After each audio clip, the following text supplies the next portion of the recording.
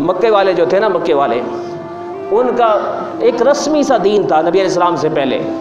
اس رسمی دین میں وہ کعبۃ اللہ کا طواف بھی کرتے تھے، عمرے بھی کرتے تھے، حج بھی کرتے تھے، سارا کچھ کرتے تھے، ایک رسمی سا تھا، لیکن اس میں بھی ان کو لگاؤ تھا. کیا ہوا؟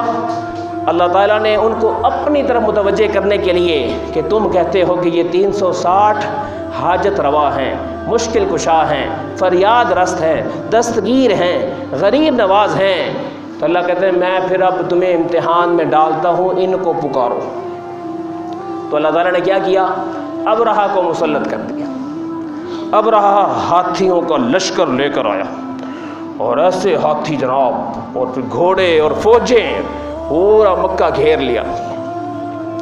اب سارے مکے والے آپس میں کہنے لگے ایتھے تھلے والے کام نہیں آتے، ایتھے اتے والا کام آتا. سب نے کہا کہ ہن سارے لا الہ الا اللہ پڑھو. سب نے کیا کہا؟ لا الہ الا اللہ پڑھو. سب نے لا الہ الا اللہ پڑھا. اور یہ تو بڑا معاملہ تھا. قرآن کہتا ہے جب بھی ان کی کوئی ناؤ پھنستی تھی، فَإِذَا رَكِبُوا فِي الْفُلْكِ دَعَوُا اللَّهَ مُخْلِصِينَ لَهُ الدِّينَ، اللہ کے نام کی تنہا پکار کرتے تھے کہ یا اللہ تیرے علاوہ کوئی نہیں. چھوٹے مسئلوں میں بھی اللہ یاد آتا تھا، بڑے مسئلوں میں بھی اللہ یاد آتا تھا. جب مسئلے حل ہو جاتے تھے تو پھر دوسرے یاد آ جاتے تھے. تو کیا ہوا؟ جب ابرہہ کا لشکر آیا تو انہوں نے کہا کہ خواجہ عبد المطلب تھے سردار سب سے بڑے. انہوں کہنے لگے کہ اے خانہ کعبہ بھائی، یہ شروع تو قیامت تو آدم علیہ السلام دے دور تو چل رہا ہے، آج تک ایدی کسی نے حفاظت نہیں کی، اللہ نے حفاظت کی ہے. ہاں اللہ تعالیٰ نے جنہ بندے دی ڈیوٹی لائی ہوتی ہے انہوں دے ذمہ ہوتا ہے کہ جو تسی کر سکتے ہو تسی کر دو، باقی اسی کرا. تو ہم کیا کر سکتے ہیں؟ مشورہ دو. کسی نے کہا اتنے ہاتھی ہم بھی لے آئیں، کہتا ہے امپاسبل. اتنے گھوڑے لے آئیں، امپاسبل. ہم کیسے لڑیں گے ان لاکھوں کے لشکر کے ساتھ؟ تو پھر آخر کار پوری مجلس میں یہ فائنل طے ہوا کہ ہم میں سے ہر شخص اپنے گھر میں ایک مصلی بنائے گا کعبۃ اللہ کی طرف اور اس کو آنسوؤں سے گیلا کرے، باقی کام اللہ کے. چنانچہ وہ حملہ کرتے اس نے خواجہ عبد المطلب کے گھوڑے اونٹ وغیرہ پکڑ لیے. خواجہ صاحب کو بلایا گیا تو انہوں نے چونکہ اللہ سے بات کر لی ہوئی تھی، کہنے لگے آپ کے ہم کچھ بھی نہیں دیں گے، آپ پہلے بتائیں کہ آپ رکاوٹ تو نہیں بنیں گے. تو انہوں نے چونکہ اپنا پلان بنایا ہوا تھا، کہنے لگے میں ہم رکاوٹ نہیں ڈالتے، یہ کسی اور کا گھر ہے، تم نے اس کو ہمارا سمجھ لیا، ہم بھی اسی سے فائدے اٹھاتے ہیں، گھر ہمارا نہیں ہے، گھر تو کسی کا ہے، تو جس کا گھر ہے وہ جانے اور تم جانے. لیکن خود انہوں نے پہاڑ گیلے کیے، گھر گیلے کیے، کپڑے گیلے کیے. یہ کون تھا؟ یہ ابو جہل تھا. یہ کون تھا؟ یہ ابو لہب تھا.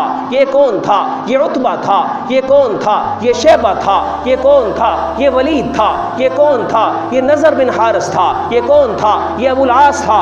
یہ پکے کے چوٹی کے کافر اللہ کے سامنے رو رہے ہیں کیونکہ دنیا کی محبت اتنی دل میں نہیں اتری تھی، انہیں اللہ یاد آ جاتا تھا. اور پھر کیا ہوا؟ ان کے آنسو رنگ لائے. پھر ابرہہ کا لشکر جب انٹر ہوا، ہاں جی، اور پھر اللہ تعالیٰ نے پرندوں کو بھیجا اور اس ابرہہ کے وائرس کو ختم کر دیا. آج بھی ایک ابرہہ کا وائرس آیا ہوا ہے، اس کو کووڈ-19، یہ بھی ابرہہ ہے. لیکن پوری دنیا کی 1.5 کروڑ 1.25 ارب مسلمان مل کر آنسو نہیں دے سکے. اور یار اپنے لیے نہیں دے سکے، خانہ کعبہ کے لیے بھی نہیں دے سکے. دنیا کے بت قدوں میں یہ پہلا گھر خدا کا، ہم پاسباں اس کے یہ پاسباں ہمارا. کہاں چلے گے اقبال کے شعر؟ کہاں چلے گی مسلمان کی غیرت؟ کہاں چلے گیا میرا فکر آخرت؟ ایک وائرس آیا تھا. اللہ کہتا تم نے کچھ نہیں کرنا، تم نے مسلح بھگونا ہے، کام میں نے کرنا ہے. مسلح بھی ماشاءاللہ قالین ہے، رونا کہاں سے آئے؟ کاروبار کی کاری سب دعا کرتے، فلاں کے لیے دعا کرتے. کون سا وقت آئے گا ابو جہل کی طرح ہم نرم ہو جائیں گے؟ وہ ابو لہب جتنے ہی نرم ہو جائے، عتبہ جتنے نرم ہو جائے، شیبہ جتنے نرم ہو جائے. مشکل وقت آ چکا بھائی. ریڈ لسٹ میں آپ کو ڈال دیا گیا کہ آپ کی ابھی تک جمعے بند نہیں ہوئے، اس وجہ سے کہ آپ کے ہاں منڈی ونڈی کا مسئلہ نہیں ہے، مسئلہ یہ ہے کہ یہ ابھی تک نمازیں کیوں چل رہی اور ہم ہیں اور نئی انسانوں کچھ نہیں ہوتا۔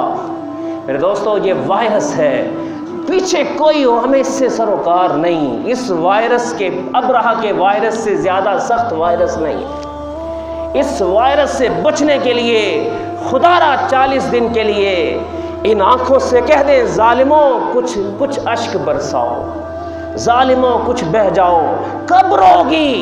قیامت کو دیکھ کر رونا ہوگا کیا قبر کو دیکھ کے روئیں گے؟ کیا جہنم کے دیکھ کے روئیں گے؟ ادھر کیوں نہیں رونا؟ بس کرو یار، بڑی دنیا کو سوچ لیا، مر نہیں جاتے 40 دن اگر دنیا کو نہیں مانگیں گے، بس کر دو، کچھ نہیں ہوتا، صرف استغفار، صرف توبہ، صرف معافی، صرف آنسو، صرف ندامت، صرف شرمندگی، صرف اور صرف بندگی، صرف اور صرف عاجزی، صرف اور صرف نفسانیت کے خلاف۔ نہیں یار، جب تک اس وائرس سے میرے نبی کا روزہ نکل نہیں جاتا، ہائے ہائے، جہاں 70,000 روزانہ درود پڑھتے تھے، نبی کی روح کیا کہہ رہی ہوگی؟ سارے مل کے اس وائرس کو بھگا ہی نہیں سکے۔ کیا جواب دیں گے اگر محشر کے میدان کہتے قبر میں رسول اللہ سے ملاقات ہو گئی، آخرت میں ہو گئی، تم زندہ تھے، میرا روزہ آباد ہوا کرتا تھا، کبھی دیکھا تھا؟ تو ایک وائرس نے اس کو روک لیا تھا، تم نے کیا کیا تھا؟ او جی سارے لگے سن، اور مدرس فلاں جگہ فلاں، میں نہیں کچھ، میں تو امید سے اکبر بادشاہ تھا نا، اس نے پلان بنایا، اس نے کسی نے کہا کہ بادشاہ سلامت، ہم آپ کی قدر دیکھنا چاہتے ہیں کہ لوگ آپ کی بات پہ کتنا مرتے ہیں۔ اکبر نے کہا میں امتحان لیتا ہوں، مغل بادشاہ تھا، تو اس نے تالاب خالی کروایا، کہنے لگا اس تالاب کو راتوں رات آپ نے دودھ سے بھرنا ہے۔ ماشاءاللہ 1000 بندے اس کی محفل میں روزانہ ہوتے تھے، سب تھوڑا لیٹر دودھ ڈالے، بھر جائے گا، پتہ لگے گا میری کوئی ویلیو ہے۔ چنانچہ سارے آپس میں چوری کھانے والے کہنے لگے یار اے بادشاہ سلامت نو کی پئی دودھ دی، اسی پانی پا دیں گے، باقی دودھ پا دیں۔ تو سب نے کہا کہ باقی دودھ ڈالے، میں پانی ڈالتا ہوں۔ فجر کے بعد جب اکبر بادشاہ نے تالاب دیکھا تو 1 لیٹر دودھ بھی اس میں نہیں تھا، پانی سے بھرا ہوا تھا۔ کہیں ایسا ہی قیامت کے دن نہ ہو جائے کہ ہم کہیں یا اللہ وہ فلانے بزرگ ایسے کر دے پیسہ فلاں کر دے پیسہ فلاں کر دے، ویسے نہیں کیتا سی۔ رسول اللہ کے لیے میرے پاس اگر آنسو نہیں تو زندہ رہنے کا کیا حق بنتا ہے؟ بس کرو یار، بس بڑی کمالی، ابھی کچھ مزید کیوں سختیوں کا انتظار کر رہے ہیں؟ خدا کے لیے اس رمضان میں دنیا نہ مانگے، کچھ نہیں ہوتا۔ استقامت اور استغفار 2 چیزیں اللہ نے مانگی ہیں۔ ایک تو جو کلمہ پڑا ہوا ہے اس کی حیا کرو 1 مہینے کی، آنکھوں سے کلمے کی، آنکھ بھی کہے لا الہ الا اللہ، میں حسن کو نہیں دیکھ سکتی، زبان بھی کہے لا الہ الا اللہ، میں دنیا کی بات نہیں کر سکتی، کان بھی کہے لا الہ الا اللہ، میں موسیقی کی طرف نہیں جا سکتی، اور سوچ بھی کہے لا الہ الا اللہ، یا اللہ میرے نبی کا روزہ بند ہے، خانہ کعبہ بند ہے، وہاں قرآن مجید پڑھنے کی اجازت نہیں ہے، کیونکہ وائرس ہے، ہمیں اس سے بحث نہیں، کیا ہے؟ وائرس ہے بھائی۔ اس وائرس کو صرف آنسو کی طاقت دور کر سکتی۔ کیوں پیچھے پہ یار دوجہ دے، میں اور آپ کیوں نہ نیت کریں کہ یار ہم نے تو پھر اس دفعہ 1 کپ آنسو بہانے، اور زیادہ نہیں، گلاس نہیں یار، کپ بھی بہا دو یار، 1 کپ آنسو 30 دنوں میں یار، بس کر دو یار، کیا کرنا ہے جی کے؟ اگر وہ خوش نہیں، گنبد خضرا والے، تم نے خوش ہو کے کیا کرنا ہے؟ اللہ نے قرآن جیسی کتاب دی، محمد الرسول اللہ جیسے نبی دیے، قرآن جیسی اعلیٰ کتاب، بالا کتاب، اشرف کتاب، سید کتاب، شرافت والی کتاب، عزت والی کتاب، برکت والی کتاب، رحمت والی کتاب، سردار کتاب، جس میں بانک بند بھی ہے، جس میں خوشبوئیں بھی ہیں، جس میں رعنائی بھی ہے، جس میں تازگی بھی ہے، جس میں شیفتگی بھی ہے، جس میں دلوں کی نرمی بھی ہے، ہم اس کو کھولتے ہی نہیں۔ کیا کرنا جی کے؟ کیا کرنا ان ٹائلوں کو، ان چیزوں کو، مکانوں کو، کیا کرنا؟